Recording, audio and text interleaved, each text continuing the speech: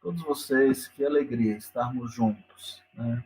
Nesta hora, eu vou fechar meu microfone e liberar o microfone da Sônia e ela vai estar ministrando a palavra de Deus aos nossos corações. Eu tenho certeza de que Deus há de falar as nossas vidas e você será tremendamente abençoado em nome de Jesus. Amém. Glória a Deus. A paz do Senhor, meus irmãos. Meus irmãos, eu estava pensando o que eu vou levar na palavra quarta-feira. Aí, assim, às vezes a gente fala daquilo que está sendo refletido no momento nas nossas vidas.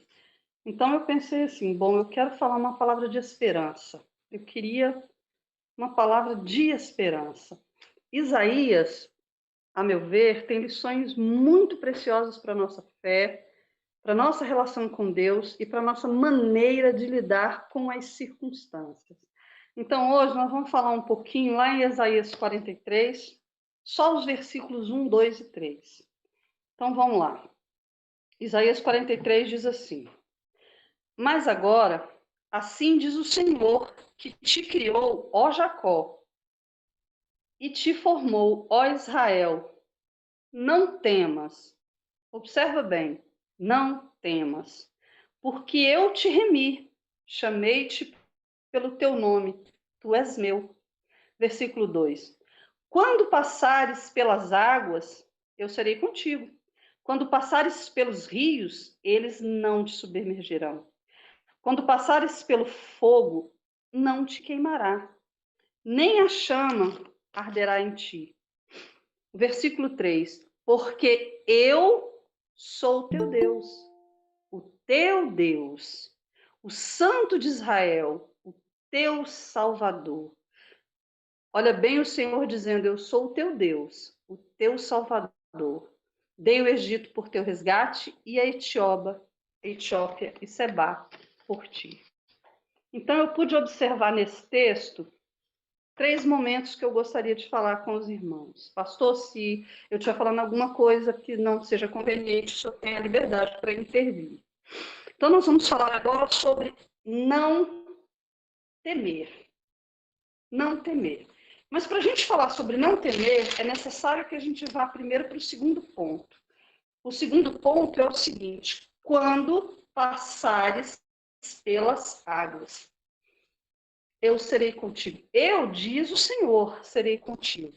Então, o que a gente pode observar aqui nesse texto? O texto está dizendo claramente que nós vamos passar. É quando você passar, não é se você passar, é quando. Claramente nós iremos passar por adversidades. Se nós fizermos uma entrevista com todas as pessoas que conhecemos e sairmos na rua e fizermos com todas as que nós encontrarmos, nós vamos observar que cada uma delas tem uma dificuldade, passa por uma adversidade. Cada um, dentro do seu mundo, dentro do seu universo, passa por uma adversidade. E agora, nesse momento, nós estamos passando por uma adversidade coletiva, que é essa pandemia. Isso é um exemplo de uma adversidade que estamos passando agora. Todos nós estamos passando por isso. Todos nós estamos enfrentando esse problema. Uns estão enfrentando o problema de desemprego, outros estão enfrentando problemas familiares, outros estão enfrentando desordem emocional, desordem financeira, problemas diversos de saúde, é câncer, é AIDS, é todos os outros, de uma simples gripe até um problema fatal. Ou seja, ninguém está livre da adversidade. Se a gente observar, a palavra de Deus é clara. Quando passares, então nós vamos passar. Agora, a questão é que Deus, todas as vezes, se você observar, você pode ler todo o capítulo 43, pode ler todo o texto e a Bíblia inteira. Todas as vezes que há uma adversidade, o Senhor dá a solução. Às vezes, antes da adversidade, Ele dá a solução. Como agora, por exemplo, ele está dando a solução. Ele está dizendo: não temas, eu sou o teu Deus. Eu te dou o livramento. Eu fiz isso e eu fiz aquilo por amor de ti. Então, a gente tem no nosso Senhor, e aí a gente começa a entender o que é não temer. antes de mencionar as situações adversas, ele começa dizendo: não temas, crê somente.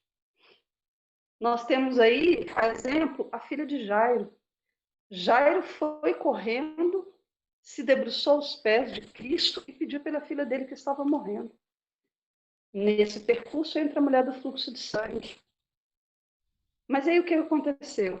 Jairo insiste com o discípulo. Aí o discípulo fala: melhor, deixa eu te falar, não perturba o mestre não, só que acontece, sua filha já morreu, já era, acabou. Essa passagem a gente encontra lá em Mateus 5, em Mateus 5. Mas aí o que acontece? Jesus, observando isso, disse, virou para Jairo e falou para ele: não tema, crê somente. Bom, essa é uma situação adversa que, se nós olharmos com os nossos olhos, realmente é uma situação impossível. Agora não dá mais, acabou, morreu, fechou. Problema de saúde a gente tenta resolver, financeiro a gente tenta resolver, essas adversidades a gente tenta resolver. Agora esse aí acabou. Não, é isso que Deus está fazendo com que a gente entenda, com que a gente observe, com que a gente intronize. O nosso foco não são os nossos olhos. O nosso foco tem que estar nos olhos de Deus, porque Ele foi quem disse. E aí, se você conhece a história, Deus foi lá e resolveu o problema da filha de Jairo. Eu não poderia ter resolvido. Mas quem foi que disse? Como nós lemos lá no texto, o que foi que ele falou? Porque eu sou o Senhor teu Deus que te dou a salvação e te dou o livramento. Então é Ele quem resolve. Só que a gente precisa ver isso com olhos espirituais. O que ele está dizendo é que nós devemos ser maior que o nosso temor. Você não vai ficar livre do seu temor. Porque nós temos medo da chuva, nós temos medo da água, nós temos medo dos ventos fortes, nós temos inseguranças, nós temos incertezas. Mas precisamos ser mais fortes que essas incertezas. E como que nós vamos conseguir isso? Confiando no Senhor, acreditando no que a palavra do Senhor nos diz. Porque é Ele quem está nos dizendo. O Senhor nos diz: tem de bom ânimo. Eu venci o mundo, no mundo tereis aflições, eu venci o mundo. Então, peraí, nós estamos tendo a credibilidade de um Deus forte, de um Deus todo-poderoso, que disse que íamos ter aflições, ok. Mas que disse também, tem de bom ânimo, porque eu venci o mundo. Se a gente for lá em João 16:33, nós vamos ver claramente isso. Deus prometeu a intervenção dele em favor de nós. Ele está o tempo inteiro intervindo por nós. E aí nós conseguimos passar pelas nossas aflições. As nossas aflições não é a aflição que está falando lá no Velho Testamento. Mas se nós fizermos um comparativo com hoje, a Bíblia fala que Deus é ontem, hoje e será. Então ele continua dando livramento. Nós continuamos passando por adversidades, a despeito da que temos visto agora. Mas ele continua nos dando esse livramento. O Senhor tem dito que nós precisamos entender que não estamos sozinhos. Ele está conosco. E a nossa fé precisa estar alicerçada nos termos desse Deus. Nós temos o privilégio, isso para mim é um privilégio, de andarmos com um Deus poderoso que nos livra. Sabe? Através da nossa fé, Deus nos faz vencer as adversidades. Deus vence por nós as adversidades. Nós vemos aqui, por meio da fé, que nós passamos por dois momentos. A fé, Cristo Jesus. Mas ele também trabalha externamente nessas questões seculares da nossa vida. Nesses problemas, nessas adversidades. A fé, primeiro, ela vai nos mover por dentro. Então, a gente precisa mudar a nossa condição do lado de dentro. Eu preciso entender que eu sou maior do que o nosso medo. Nós precisamos deixar de lado esse medo, passar por cima dele, vencer esse medo. Lá em Provérbios 24 diz que se a gente vacilar na hora da dificuldade, a nossa força será limitada. Por quê que será limitada? Porque nós não vencemos por nós mesmos, nós precisamos vencer pela fé em Cristo Jesus.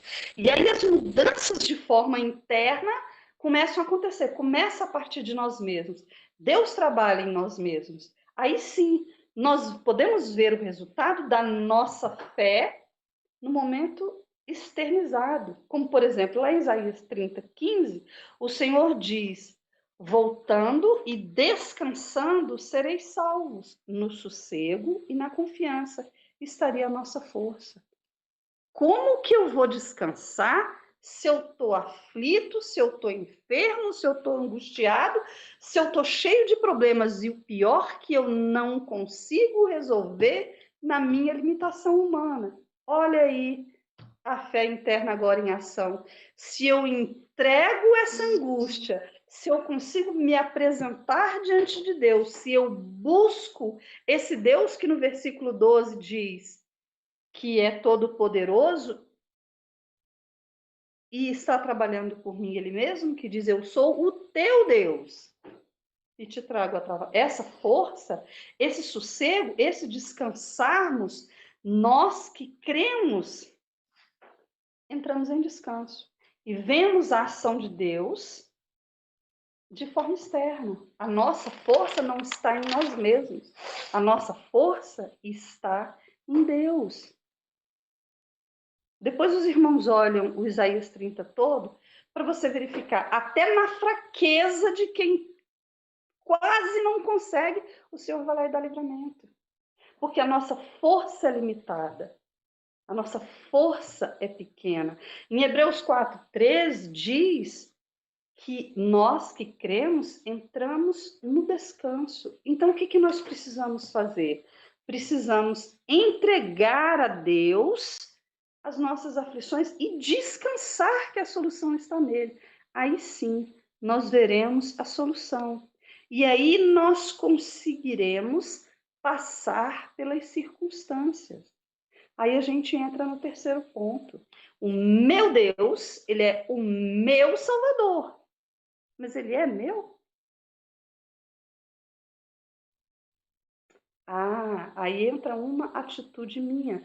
Eu preciso remover a pedra, eu preciso dar um passo, eu preciso sair da minha zona de conforto, eu preciso lutar contra os meus temores, eu preciso não aceitar que as adversidades vençam sobre a minha vida.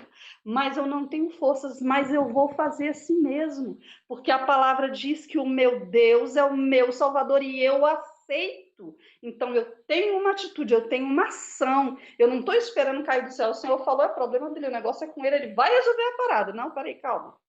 Não, peraí, calma, vamos devagar.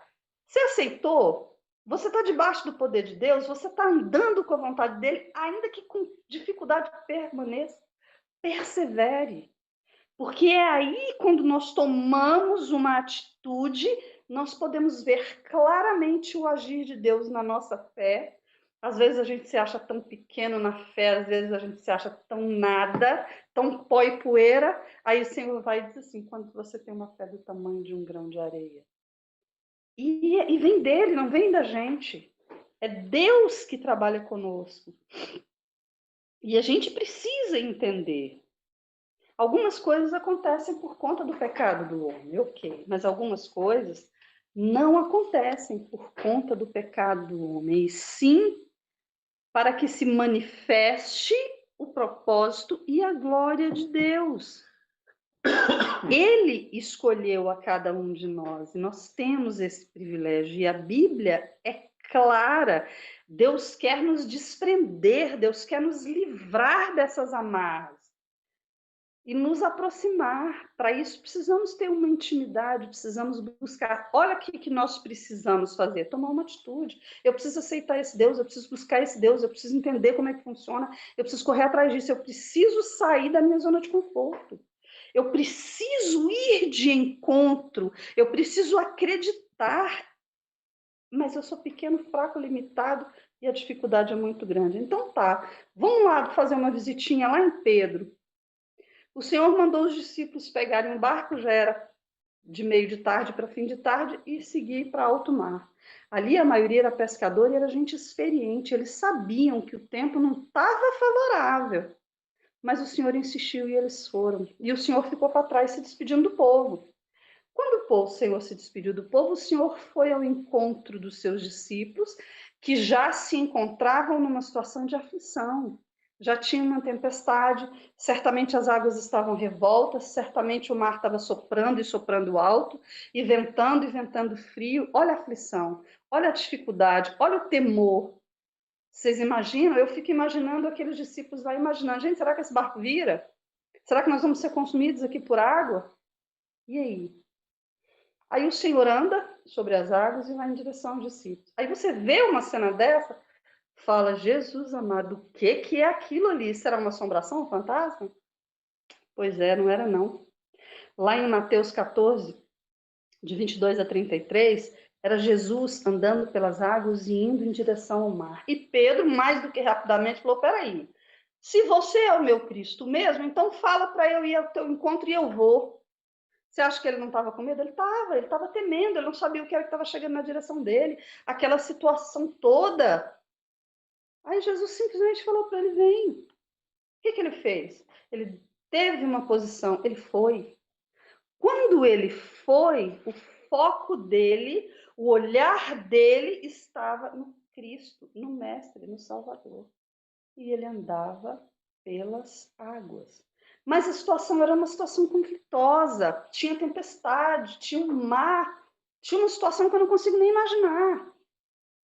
E Pedro desviou o olhar dele para a dificuldade. No momento que ele desviou o olhar dele para a dificuldade, ele começou a submergir e aquela água começou a afundar. E aí ele falou, socorro, e agora vamos afogar, agora não tem jeito. Socorro, socorro, e aí, e agora? Aí Jesus falou, criatura de pouca fé, me dá aqui a mão.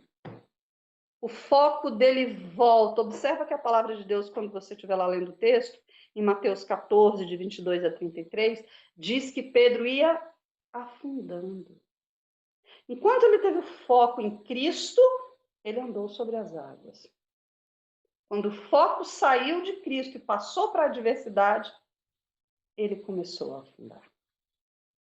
Ele não se afundou de uma vez, ele não se afogou, ele não foi engolido pelas águas, não. Ele começou a afundar. Jesus estendeu as mãos, ele pegou nas mãos de Jesus e voltou até onde estavam os discípulos, andando pelo mar. Porque o foco dele estava em quem pode resolver as aflições. Muitas vezes a gente permanece tempo demais no sofrimento, porque o nosso foco se desvia de quem resolve o problema. Porque a gente está preso naquela amarra, naquela situação. Então, a palavra de Deus, nesse texto, eu vejo claramente que Deus quer que a gente consiga entender, seja lá qual for o seu problema, o problema da filha de Jairo foi maior, porque, a meu ver, já não tinha mais solução. Deus foi lá e deu a solução. Olha aqui Deus agindo internamente. O foco na vida de Pedro voltou para Cristo e ele resolveu a situação externa. Então Deus deu o livramento ali.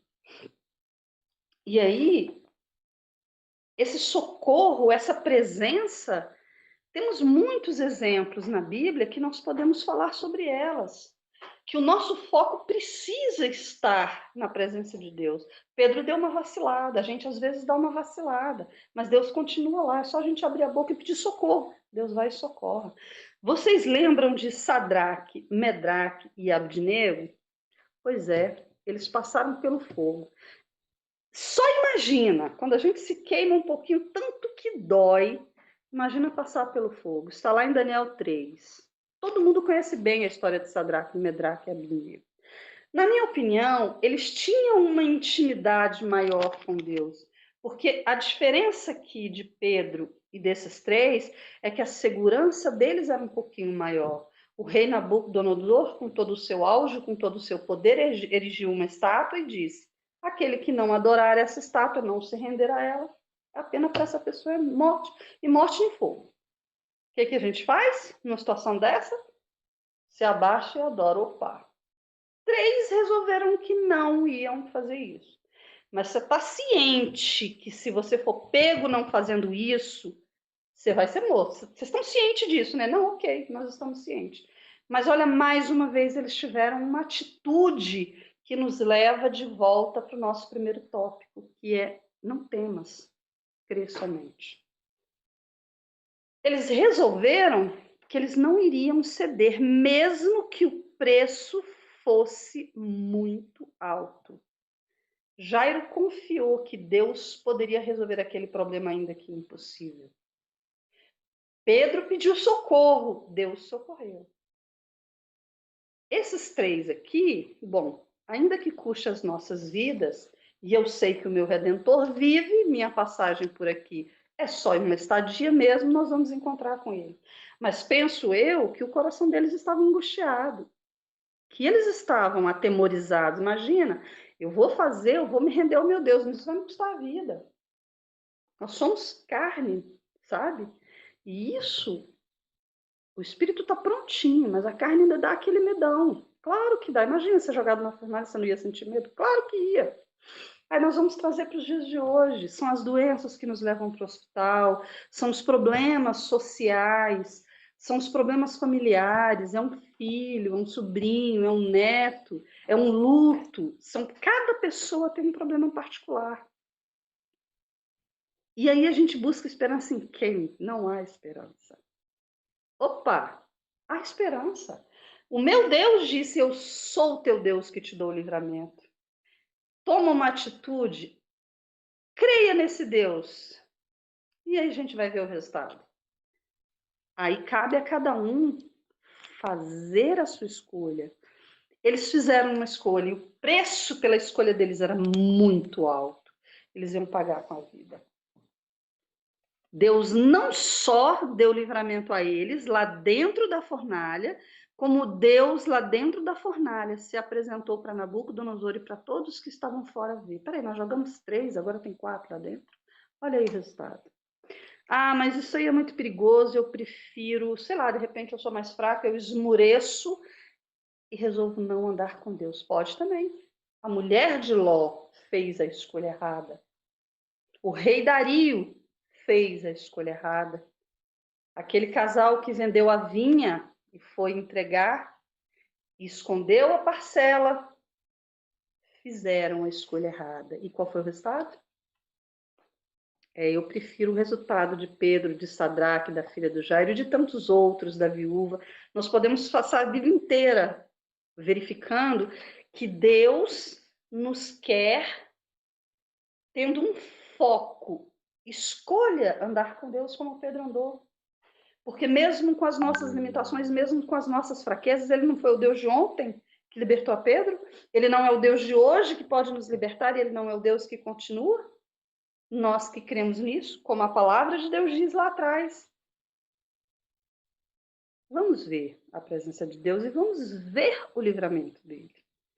Deus nos diz, invoca-me e responder-te-ei. E te revelarei coisas grandes que não sabes. Jeremias 33:3.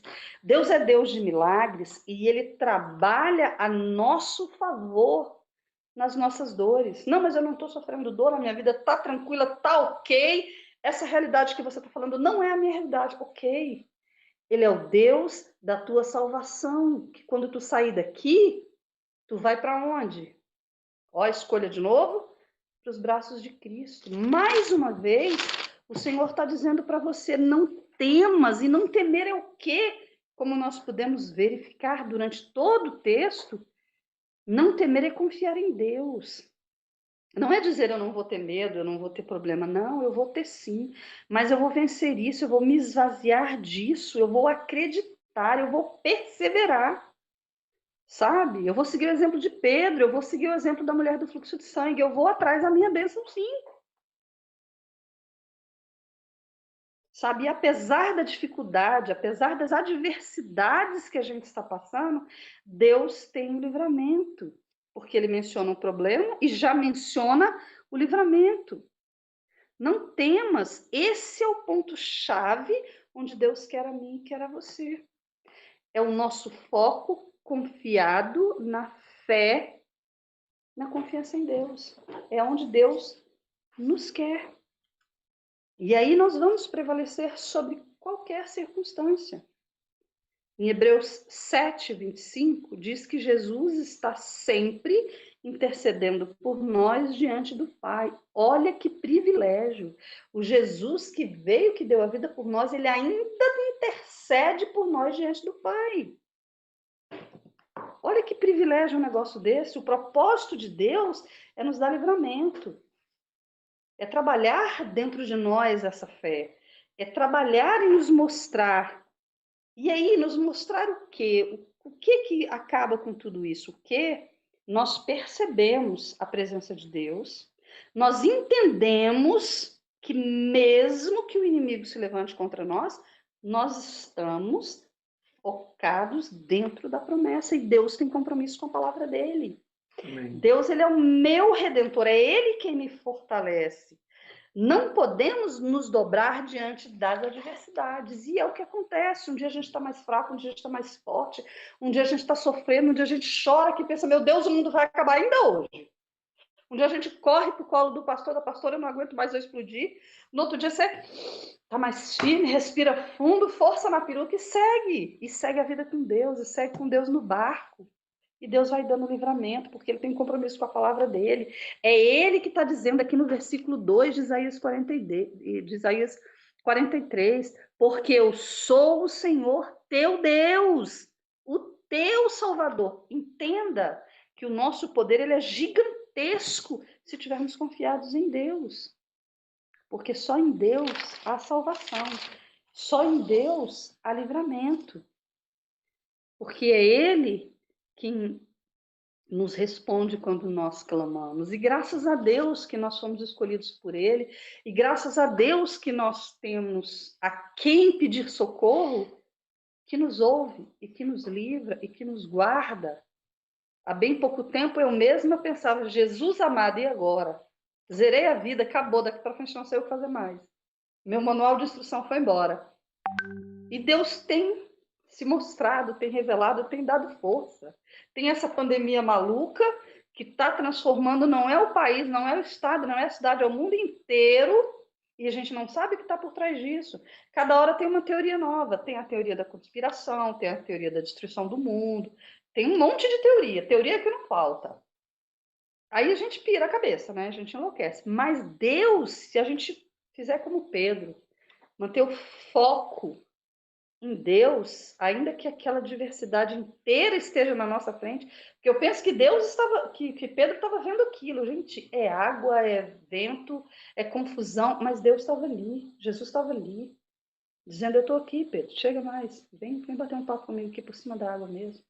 Ele foi, ele andou, ele levantou, ele agiu, mesmo com os temores, ele venceu os temores. Então, a nossa confiança tem que estar no meu Deus, no seu Deus. É o nosso Deus que nos escolheu primeiro, que nos amou primeiro e que nos levanta dentro da palavra dele. E é isso, meus irmãos. Permaneçamos com a nossa fé e o nosso foco em Cristo Jesus, que é a nossa esperança. Pastor, obrigada pela oportunidade. Amém. Graças a Deus por essa palavra. Fomos tremendamente edificados. E Deus nos ajude. Amém. Nesta hora, nós vamos abrir aí, se alguém quiser fazer algum pedido de oração.